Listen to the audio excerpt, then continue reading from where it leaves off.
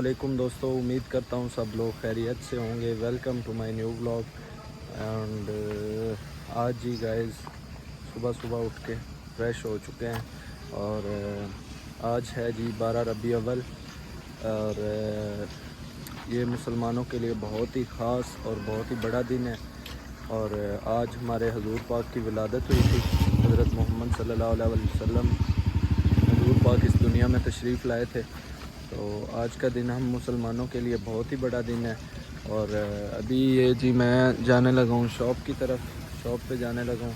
तो आज 12 रबी अव्वल वाले दिन भी आप सोचेंगे कि शॉप पे जा रहा है, लेकिन आज का हमारा व्लॉग जो है वो रिलेटेड होने वाला है यूएसए की जो पॉलिसीज़ वगैरह और उनके वीज़ा वगैरह हैं उनके रिलेटेड होगा। तो अभी हम लोग जा रहे हैं शॉप पे जी। तो दोस्तों, जैसा कि मैंने सुबह आपको बताया कि आज हम बात करेंगे जी यूएस वीज़ा के रिलेटेड और उसकी कैटेगरीज़ कौन कौन सी हैं उसके रिलेटेड हम बात करेंगे। तो इसके अंदर फर्स्ट कैटेगरी जो आती है वो आती है ए कैटेगरी। ए कैटेगरी होती है जी फॉरेन गवर्नमेंट ऑफिशल्स के लिए, मतलब गवर्नमेंट ऑफिशल्स जो फॉरेनर्स होते हैं उनके लिए होती है ये। फॉर एग्ज़ाम्पल आप पाकिस्तान में कर लें, पाकिस्तान के अंदर जो गवर्नमेंट एम्प्लॉयज़ होते हैं या MNAs, MPAs, मजिस्ट्रेट्स वगैरह हो गए और ACDC वगैरह हो गए, जिनका हाई रैंक होता है, जिनको गवर्नमेंट की तरफ से रेड पासपोर्ट इशू किया जाता है, ये वीज़ा होता है जी उनके लिए।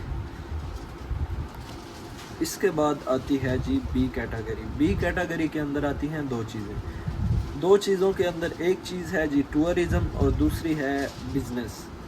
अगर आप वहाँ पर जाकर बिज़नेस करना चाहते हैं या आपकी किसी कंपनी के साथ एग्रीमेंट साइन हुआ है तो उसके रिलेटेड अगर आप बिज़नेस के लिए अप्लाई करते हैं तो वो बी कैटेगरी के अंदर आता है। और अगर आप टूरिज़म के लिए अप्लाई करते हैं तो वो भी बी कैटेगरी के अंदर आता है। बी कैटेगरी के अंदर जो दो वीज़ाज़ आते हैं, बिज़नेस हो गया और टूरिज़म का हो गया। अगर आपको ये भी वीज़ा मिल जाता है तो यहाँ से जाने के बाद आप लोग वहाँ जाकर इस वीज़ा को भी किसी भी वीज़ा के अंदर कन्वर्ट करवा सकते हैं। मतलब अगर आपके पास टूरिज़म वीज़ा है 5 इयर्स का, पाकिस्तान के लिए 5 इयर्स का US वीज़ा इशू करता है और जो कि इंडिया के लिए इशू करता है वो 10 इयर्स का वीज़ा इशू करता है टूरिज़म के लिए। तो जो टूरिस्ट वीज़ा आपको मिलता है आप यहाँ से जाने के बाद उसको किसी भी वीज़ा के अंदर कन्वर्ट करवा सकते हैं। फॉर एग्ज़ाम्पल स्टूडेंट वीज़ा, और वहाँ पर जाकर वर्क वीज़ा वगैरह के अंदर आप लोग कन्वर्ट कर सकते हैं। और इसके बाद अगर हम बात करें तो इसके अंदर आती है जी डी कैटेगरी। डी कैटेगरी के अंदर आता है जी crew members of cruise ship and aeroplane. मतलब जो स्टाफ होता है, क्रू मेंबर्स होते हैं एरोप्लेन या फिर क्रूज शिप के, उनका स्टाफ का जो होता है ये वीज़ा होता है उनके लिए। उनको ये दिया जाता है कंपनीज़ की तरफ से, जो भी मतलब बाय एयर जाते हैं वहाँ पर एरोप्लेन के थ्रू या फिर बाय सी जाते हैं, समंदर के ज़रिए जाते हैं, जो शिप्स वहाँ पर जाते हैं रुकते हैं, ये होता है वीज़ा उनके क्रू मेंबर्स के लिए।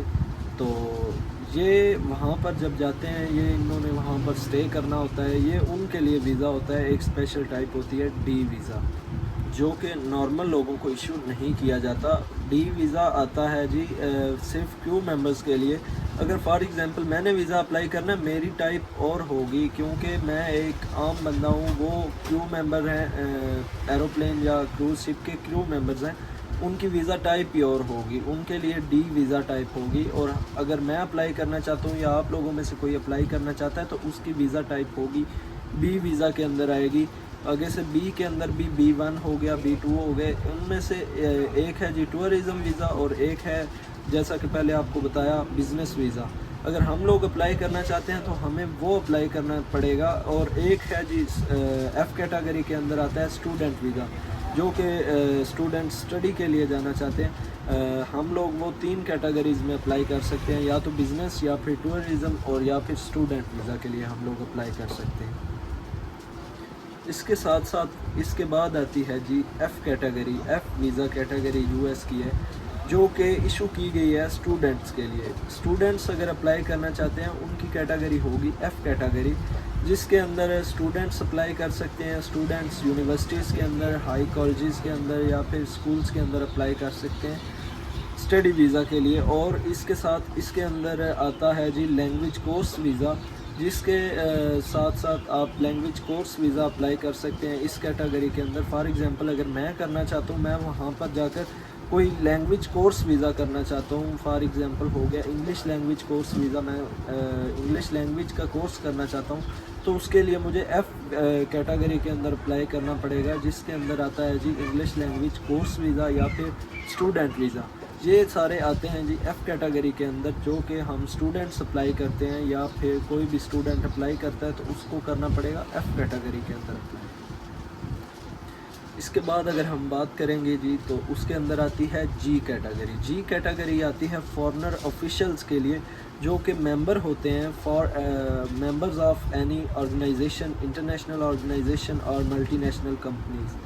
मतलब कोई भी बंदा जो कि जहाँ से भी ताल्लुक़ रखता है, फॉर एग्ज़ाम्पल एक बंदा पाकिस्तान से ताल्लुक़ रखता है, वो किसी इंटरनेशनल ऑर्गेनाइजेशन या फिर मल्टीनेशनल कंपनी का मेंबर है या फिर ऑर्गेनाइजेशन का मेंबर है, ये वीज़ा कैटेगरी आती है उनके लिए, जो कि स्पेशल एक आप लोग देख सकते हैं कि बाउंड है, जो कि मतलब किसी भी इंटरनेशनल कंपनी या ऑर्गेनाइजेशन का मेंबर है, ये वीज़ा कैटेगरी आती है सिर्फ उनके लिए और वो ये अप्लाई कर सकते हैं। एंड गाइस, अगर हम बात करें जी कैटेगरी के बाद, तो जी कैटेगरी के बाद आती है जी आई कैटेगरी।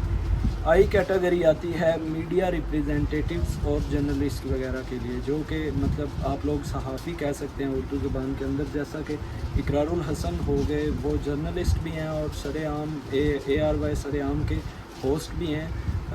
उनका आप कह लें कि वो जर्नलिस्ट के अंदर आते हैं, वो ये वीज़ा अप्लाई कर सकते हैं, या जो भी जर्नलिस्ट वगैरह हैं वो ये वीज़ा अप्लाई कर सकते हैं। और मतलब जो भी मीडिया रिप्रेजेंटेटिव हैं, ये कैटेगरी आती है उनके लिए, चाहे वो फॉरेनर्स हों, फॉरेनर्स ही ज़ाहिर बात है फॉरेनर्स ही अप्लाई करेंगे, तो फॉरेनर्स के लिए ये कैटेगरी आई कैटेगरी आती है मीडिया रिप्रेजेंटेटिव्स और जर्नलिस्ट के लिए, जो कि ये अप्लाई कर सकते हैं। और कोई नॉर्मल बंदा इस कैटेगरी के अंदर अप्लाई नहीं कर सकता, क्योंकि ज़ाहिर बात है वो मीडिया रिप्रेजेंटेटिव या जर्नलिस्ट नहीं है, तो वो B1 या B2 कैटेगरी के अंदर अप्लाई करेंगे। और अगर हम आई कैटेगरी के बाद बात करें, तो उसके बाद आती है एन कैटेगरी। एन कैटेगरी होती है उन लोगों के लिए जो कि वहाँ पहले से मौजूद हैं, US के अंदर मकीम है, उनके पास ग्रीन कार्ड है और ग्रीन कार्ड होल्डर हैं वो लोग, उनके लिए एन कैटेगरी आती है। वो उस एन कैटेगरी के अंदर वहीं से अपना वीज़ा फ़ाइल करते हैं अपनी फैमिली का, उसके अंदर वो अपने पेरेंट्स और अपने बच्चों को, अपने चिल्ड्रंस को अपने साथ लेकर US जा सकते हैं। एन कैटेगरी उनके लिए आती है और वो वहीं से अपना वीज़ा अप्लाई करते हैं, अपनी फैमिली का वीज़ा, और उनको फिर अपने साथ लेकर US से जा सकते हैं। ये हैं जी तमाम कैटेगरीज USA की वीज़ा की।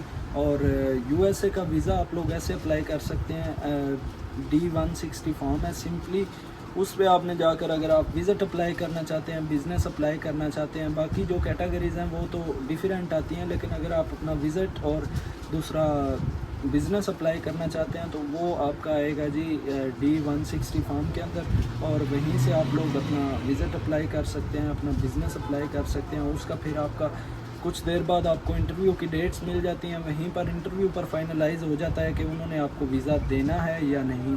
अगर बिज़नेस के रिलेटेड आप जा रहे हैं तो वो आपसे मतलब डॉक्यूमेंट्स रिक्वायर करेंगे कि आप क्या बिज़नेस करने जा रहे हैं या ये वो समथिंग एल्स। और अगर आप टूरिज़म के लिए जा रहे हैं तो वो आपके इंटरव्यू पर बेस होगा, वो आपको वीज़ा देते हैं या नहीं। ये तो अब उधर इंटरव्यू के अंदर आपको रिप्रेजेंट करना है ख़ुद को, कि आप ख़ुद को कैसे रिप्रेजेंट करते हैं ताकि US आपको वीज़ा दे। तो अभी आज की हमारी इंफॉर्मेशन अभी ख़त्म हो चुकी है। इंफॉर्मेशन आपको US के रिलेटेड दी है आज मैंने। तो अभी हम थोड़ी देर तक, मैं शॉप पे ही हूँ सारे दिन से, तो जब मैं जाऊँगा तो फिर थोड़ा बहुत और भी बाकी डेली लाइफ के रूटीन भी बनाएंगे। तो अभी फ़िलहाल आपको इन्फॉर्मेशन दे दी है। जी दोस्तों, आज भी 12 रबी अव्वल था, इस वजह से मैंने जो US की इन्फॉर्मेशन शेयर की। उसके साथ साथ अभी मैं आ चुका हूँ इधर खेलने के लिए। पसीना आप लोग देख सकते हैं, पहले तो याद नहीं था रहा, अभी मैंने कहा एक शॉट बंदा ले ले, तो अभी मैं ये बैटिंग कर रहा हूँ, तो ये मुझे बॉलिंग करवा रहे हैं ये भी और ये भी। वैसे ज़रा टाइम पास हो जाता है और पसीना भी काफ़ी आ जाता है, तो अभी आप लोग देखेंगे साथ साथ। अच्छे रख।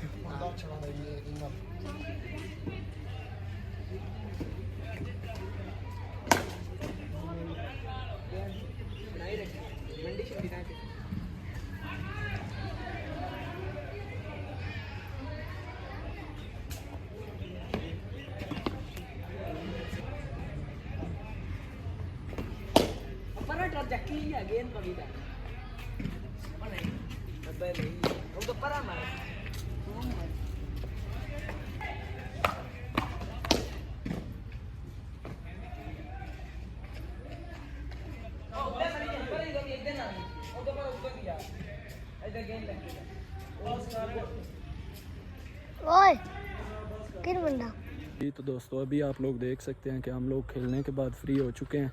ये अभी शाम भी हो रही है और अभी ये जी मुझे छोड़ने के लिए इधर मेरे घर आया है और अभी ये मुझे छोड़ के वापस अपने घर चला जाएगा। आज भी काफ़ी मज़ा आया और आज मैंने आपके साथ यूएसए के रिलेटेड इंफॉर्मेशन शेयर की कि कैसे आप लोग वीज़ा अपना अप्लाई कर सकते हैं, ये वो समथिंग, और कौन कौन सी कैटेगरीज आती हैं उसके अंदर। तो उम्मीद करता हूँ आप सब लोग को इंफॉर्मेशन अच्छी लगी होगी और मेरे चैनल को सब्सक्राइब करें, कमेंट करें, लाइक करें, शेयर करें और बेल आइकन को प्रेस ज़रूर कर लें ताकि हर न्यू आने वाली वीडियो आप लोगों तक पहुंच सके। तो मिलते हैं नेक्स्ट वीडियो के अंदर। अल्लाह हाफिज़। कौन मसला एक तस्वीर